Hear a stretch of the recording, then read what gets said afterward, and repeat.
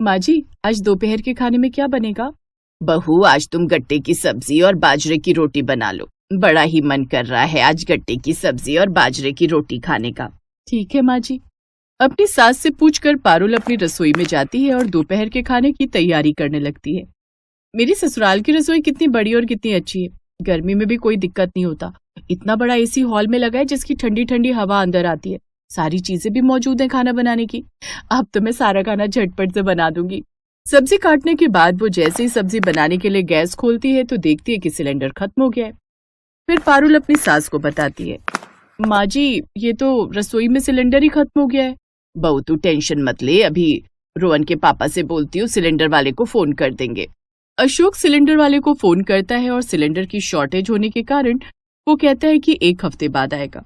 ये सुनकर नीलम अपनी बहू से बोलती है, बहू, तुमको चूल्हे पर खाना बनाना आता है क्या? जी माँ जी, पहले मैं अपनी बुआ जी के घर बहुत जाया करती थी। उनके यहाँ चूल्हा ही था। वहां पर उनके साथ मैंने कई बार खाना बनाया, इसीलिए मुझे चूल्हे पर खाना बनाना आता है। तो बहू, तुम एक काम करो, हमारे आंगन में एक चूल्हा बना हुआ है, तुम गट्टे की सब्जी और बाजरे की रोटी उस पर बना लो। पारुल अपनी सास के कहने पर आंगन में खाना बनाने की तैयारी करती है। जैसे ही रसोई में से सारे मसाले के डब्बे, बर्तन, कटी हुई सब्जी लेकर बाहर आंगन में आती है। ओह, हे भगवान, कितनी गर्मी है। बाहर आंगन में 2 मिनट में पूरी पसीने से लथपथ हो गई। इतनी गर्मी में कैसे धूप में खाना बनाऊंगी, वो भी गट्टे की सब्जी और बाजरे की रोटी। ये पारुल, तूने क्या कर दिया? मजे मजे में खुद के पैर पर कुल्हाड़ी मार ली। अब मजबूरन पारुल को कड़कड़ाती धूप में चूल्हा जलाना पड़ता है और चूल्हे पर खाना बनाने में बेचारी पारुल पूरे पसीने से लथपथ हुई पड़ी थी। मेरी तो गट्टे की सब्जी को ही बनाने में हालत बेकार हो गई है। अभी तो बाजरे की रोटी भी बनानी है। अशोक सब्जी की खुशबू को सूंघते हुए नीलम से कहता है, अरे नीलम, बहू क्या बना रही है? आज खुशबू तो गट्टे की सब्जी की आ रही है। जी, गट्टे की सब्जी ही बन रही है। अंदर एसी में बैठे नीलम और अशोक गट्टे की सब्जी और बाजरे की रोटी की कल्पना कर रहे थे। वहीं बाहर बेचारी पारुल चूल्हे पर बैठी गर्मी से उसका हाल बेहाल हो रहा था। ऐसा लग रहा है मैं आंगन में बैठकर नहीं, सूरज पर बैठकर ही खाना बना रही हूँ। बस ये रोटी और सिक जाए तो मैं झट से अंदर जाऊं। थोड़ी देर बाद ही सास अंदर से आवाज लगाती है, बहू, ओ बहू, अरे खाना नहीं बना क्या? अभी सब इंतजार कर रहे हैं। सास की आवाज सुनकर पारुल जल्दी जल्दी खाना बनाकर अंदर एसी में आ जाती है। चूल्हे पर बनी बाजरे की रोटी और गट्टे की सब्जी को गर्मा गर्म सबकी थाली में परोसती है और सब लोग खाते हैं। तभी सास कहती है, मैं तो जानती थी मेरी बहू चूल्हे पर रोटी बना लेगी। सच में बहुत स्वादिष्ट बनी है। सच में बहू के हाथों का ये चूल्हे पर पका खाना खाकर तो मुझे अपनी माँ की याद आ गई है। माँ भी हम सबको चूल्हे की बनी रोटी खिलाती थी। हाँ पिताजी, सही कहा आपने। मजा आ गया आज तो। अब से भाभी रोज हमको चूल्हे पर ही खाना बनाकर खिलाया करना। गैस की रोटी से भी ज्यादा स्वाद है चूल्हे की रोटी खाने में। आज से हम रोज भाभी के हाथों का चूल्हे से बना खाना खाया करेंगे। अपनी ननद की बात सुनकर बेचारी पारुल के तो पैरों के नीचे से जमीन ही निकल जाती है। वो बेचारी ये सोच रही थी कि सिलेंडर खत्म होने की वजह से उसको चूल्हे पर खाना बनाना पड़ रहा है, पर उसको तो अब रोज ही खाना बनाना पड़ेगा। और मन ही मन अब वो रोने लगती है और थोड़ी देर बाद जाकर अपने कमरे में एसी में बैठ जाती है और अब जाकर उसको सुकून मिलता है। ऐसे ही दिन गुजरते गए और पारुल चूल्हे पर खाना बनाती रही। और फिर एक दिन, अरे यार, ये रोज रोज चूल्हे पर खाना बना बनाकर मेरी तो हालत ही खराब हो गई है। एक तो ये धूप सीधी मेरे सर पर पड़ती है। इतने बड़े आंगन में बस यही जगह मिली थी क्या चूल्हे की?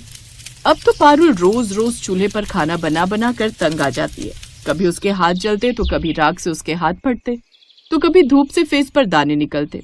और सबको खाना खिलाकर अपने कमरे में एसी में जाती है तो उसका पति उसको देखकर बोलता है, अरे पारुल, तुम्हारे फेस पर ये दाने और ये झाइयां, ये सब क्या है? और तुम्हारे हाथ इतने जले कटे कैसे हो रहे हैं? पारुल की आंखों से आंसू बहने लगते हैं और ये सब देखकर रोहन समझ जाता है और अपनी माँ से कहता है, माँ कहाँ हो? अरे क्यों गला फाड़ फाड़ कर चिल्ला रहा है इतनी रात को? आज से पारुल चूल्हे पर खाना नहीं बनाएगी। जरा इसकी हालत तो देखिए कैसी हो गई है। 4 दिन चूल्हे पर रोटी क्या बना दी, मेरे बेटे के जाकर कान भर दिए। और तुम ज्यादा बीवी के गुलाम मत बनो। चुपचाप जब तक सिलेंडर घर में नहीं आएगा चूल्हे पर ही खाना बनाएगी ये। पारुल रोहन को अपने कमरे में ले जाती है और फिर अगली सुबह उसकी सास कढ़ी चावल और रोटी बनाने के लिए कहती है और पारुल सास के डर से चूल्हे पर कढ़ी चावल बनाती है। माँ जी को बिल्कुल मुझ पर रहम नहीं आता है। खुद तो अंदर बैठकर एक खा रही है और मुझे कड़कती धूप पे खाना बनाने के लिए बोल दिया है। पारुल जल्दी जल्दी खाना बनाकर सबको परोसती है और सोफे पर बैठने को होती है कि तभी उसकी सास बोलती है, अरे अरे बहू, कहाँ सोफे पर बैठी जा रही है? जरा बाहर से रोटी तो लाकर दो। माँ जी मुझे चक्कर से आ रहे, बस अभी लाकर दे रही हूँ। ये ड्रामा करके मत दिखाओ मुझे, समझी? चुपचाप जाकर सबको खाना ठीक से खिलाओ। अंदर बाहर जाने से पारुल के सर पर लू लगने के कारण उसे चक्कर आ रहे थे, जिससे उसकी तबीयत खराब रहने लगी। ऐसे दिन गुजरते गए और पारुल चूल्हे पर काम करती रही। और एक दिन नीलम दोपहर में छत पर जाती है सूखे हुए मसाले लाने, और उसकी चप्पल ना मिलने पर वो नंगे पैर छत पर चली जाती है। हुई माँ, ये छत कितनी गर्म हो रही है। हाय हाय, मेरे तो पैर ही जल गए, भागो जल्दी। नीलम छत से भागकर जल्दी नीचे आती है और जल्दी से ठंडे पानी से पैर धोती है। तो वहीं जानवी यानी कि ननद अपने कॉलेज से घर आ रही थी, जिसको रिक्शा ना मिलने के कारण धूप में खड़ा रहना पड़ा। ओह माय गॉड, मेरी तो 5 मिनट में गर्मी से हालत खराब हो गई। जल्दी से कोई रिक्शा मिल जाए। तभी थोड़ी देर में रिक्शा आता है और उसमें बैठकर वो घर आ जाती है। भाभी, इतनी धूप में खाना कैसे बना लेती हो? मेरी तो थोड़ी देर में प्राण निकलने के लिए हो गए थे। ऐसे ही एक दिन पारुल चूल्हे पर खाना बना रही थी कड़कती धूप में, जिससे उसको बहुत ज्यादा लू लग चुकी थी और वो खाना बनाते बनाते चूल्हे पर ही बेहोश हो जाती है। और रोहन अंदर से निकल कर पारुल, पारुल क्या हुआ तुमको? आंखें खोलो पारुल। अरे क्या हो गया बहू को? अब यहीं इसकी आंखें खुलवाता रहेगा क्या? हॉस्पिटल लेकर चल जल्दी। रोहन पारुल को जल्दी से हॉस्पिटल लेकर जाता है और डॉक्टर चेक करके बताता है, देखिए, आप इनको सही समय पर हॉस्पिटल लेकर आ गए, नहीं तो इनकी जान भी जा सकती थी। बहुत ज्यादा इनको गर्मी की लू लग गई है, जिससे इनकी बॉडी में अब जान नहीं रही। बस जितना हो इनको गर्मी से बचाइए और रेस्ट करने दीजिए, कम से कम 1 महीने तक। डॉक्टर की बात सुनकर नीलम अंदर ही अंदर मलाल करने लगती है और पारुल से माफी मांगती है। बहू, मुझे माफ करते बहू, मैंने स्वाद के चक्कर में तुम्हारी हालत पर बिल्कुल गौर ही नहीं किया। मैं एक दिन छत पर चली गई थी, 2 मिनट में मेरा बुरा हाल हो गया था और तुम रोज रोज हमारे स्वाद के लिए घंटों धूप में खाना बनाती थी। बहू, मुझे माफ कर दो। भाभी, मुझे भी आप माफ कर दीजिए। मैंने भी आपको बहुत परेशान किया और कहीं न कहीं आपकी इस हालत की वजह हम हैं। पारुल और रोहन नीलम को माफ कर देते हैं और कुछ टाइम बाद पारुल घर आ जाती है। इसके बाद अब नीलम और जानवी पारुल का बहुत ख्याल रखने लगी और अब खाना भी गैस पर बनने लगा। साथ ही वो रसोई में भी उसके लिए पंखा लगा देती हैं।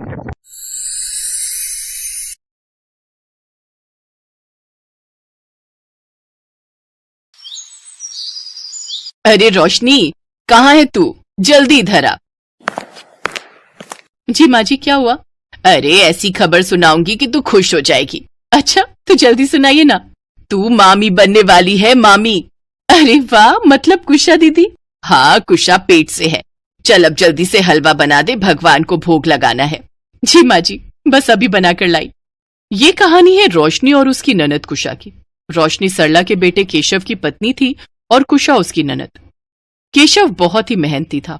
धीरे धीरे वो तरक्की करने लगा, जबकि कुशा का ससुराल इतने पैसे वाला नहीं था। कुशा के प्रेग्नेंट होने की खबर से सरला बहुत खुश थी। फिर उसी शाम रोशनी और केशव के कमरे में। रोशनी, तुमने सुना ना? हाँ, सुना मैंने। कितनी बड़ी बात है ना, हम मामा मामी बनने वाले हैं। इसमें क्या बड़ी बात है? अच्छा मुझे सोने दो, अब बहुत नींद आ रही है। ये कहकर रोशनी ने खुद पर रजाई तानी और दूसरी तरफ करवट लेकर सो गई। उधर रोशनी के ऐसे व्यवहार से केशव बहुत हैरान था, लेकिन इस खुशी के मौके पर वो रोशनी से बहस नहीं करना चाहता था। फिर अगली सुबह, रोशनी, केशव, जल्दी चलो भाई, दोपहर होने को आ गई। माँ, मैं तो कब से तैयार हूँ, ये रोशनी ही देर कर रही है। हाँ हाँ चलो, अब मैं भी तैयार हूँ। अब थोड़ा टाइम तो लगेगा ना, सब कुछ मुझे ही करना है तो। इसके बाद सरला, केशव और रोशनी ऑटो में बैठकर कुशा के घर की तरफ चल पड़ी। कुशा का घर ज्यादा बड़ा नहीं था और पुराना था। और फिर, माँ, भैया, भाभी, कैसे हो आप लोग? हम बहुत अच्छे हैं, पर अब तुझे खूब अच्छे से रहना है। अब बहुत बहुत मुबारक हो बेटी। थैंक यू माँ। आप लोग बैठो ना, इधर इधर बैठो। कुशा ने सभी को बेड पर बिठाया और फिर सभी के लिए पानी लेकर आई। जिस वक्त कुशा पानी ला रही थी, उस वक्त सरला और रोशनी उस छोटे से कमरे को बड़े गौर से देख रहे थे। कुशा, यहाँ तो तुझे बहुत दिक्कत होती होगी।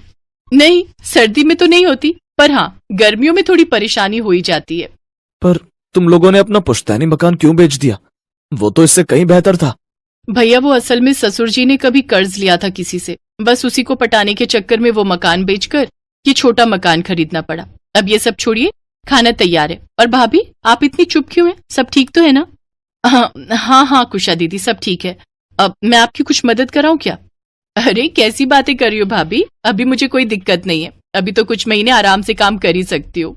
खाने के बाद कुशा को ढेर सारे उपहार देकर सरला, केशव और रोशनी के साथ अपने घर वापस लौट आई। सरला और केशव कुशा के लिए बहुत परेशान थे, लेकिन रोशनी के चेहरे पर कुशा के लिए कोई चिंता नहीं दिखाई दे रही थी। ऐसे ही वक्त बीतता गया और फिर भयंकर गर्मी पड़ने लगी। तभी एक दिन, माँ कहाँ हो? क्या हो गया, कितनी देर से चिल्ला रहा है? देखो माँ, अब तुम्हें गर्मी से परेशान होने की जरूरत नहीं है, मैं एसी ले आया हूँ। हे भगवान, ये तो बहुत महंगा होता है ना, कितने पैसे खर्च कर दिए तूने? चिंता मत करो माँ, मैंने ये किश्तों पर लिया है, अब आराम से मेरी माँ एसी में बैठकर टीवी देखेगी। जुग जुग जिए मेरा बेटा। भयंकर गर्मी में एसी के आने से रोशनी और सरला को बहुत सुकून मिला। तभी सरला को फोन पर खबर मिली कि कुशा को बेटा हुआ है, और ये सुनकर सरला की खुशी का ठिकाना नहीं रहा। हे भगवान, तेरा बहुत बहुत धन्यवाद। अब बस मुझे उस दिन का इंतजार है जब लल्ला थोड़ा बड़ा हो जाए और उसे लेकर कुशा यहाँ आ जाएगी, है ना रोशनी? हाँ माँ जी।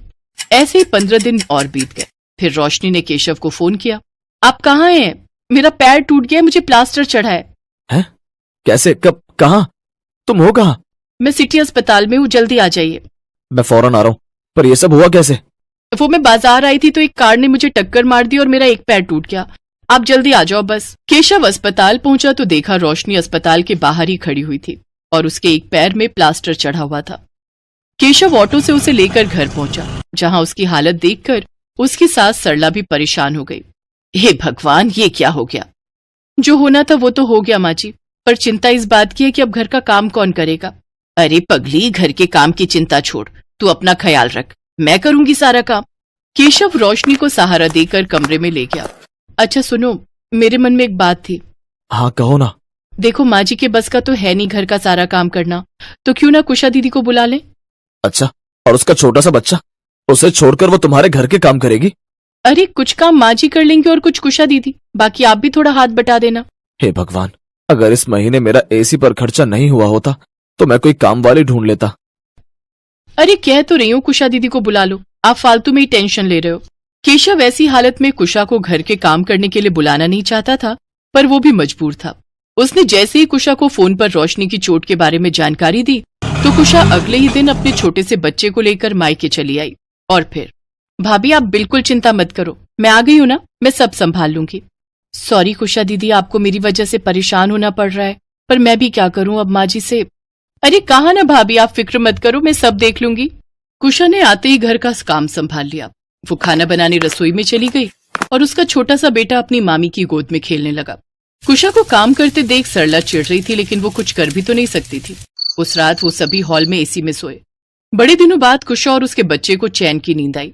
अगली सुबह जब कुशा काम करने उठी तो उसने देखा कि रसोई में सारे बर्तन पहले से धुले पड़े थे, यहाँ तक कि घर में झाड़ू पोछा भी हो चुका था।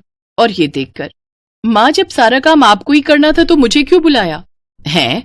पर मैं तो अभी मंदिर से आई हूँ, तो फिर ये सारा काम किसने किया? सरला और कुशा समझ नहीं पा रहे थे, पर हर सुबह उनके उठने से पहले घर का सारा काम हो जाता था। पहले तो उन्हें लगा कि ये सब केशव कर रहा है, लेकिन फिर जब एक दिन उसने भी इनकार कर दिया तो सच जानने के लिए एक रात दोनों माँ बेटी ने जागने का फैसला किया।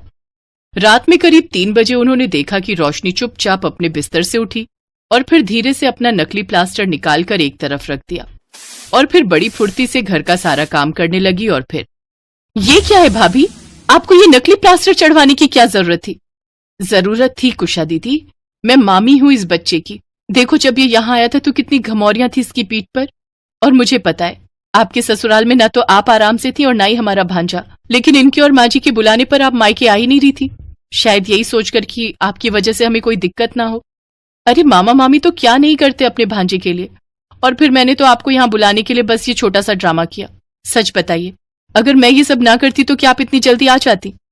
चलो, अब जब सबको सब कुछ पता चली गया है तो फिर ये बताओ, नींबू पानी पियोगे या मैंगो शेक? रोशनी की समझदारी देखकर कुशा और सरला ने उसे गले से लगा लिया और पास ही खड़ा केशव अपनी आंखों में आए पानी को सबसे छुपाने की कोशिश करने लगा।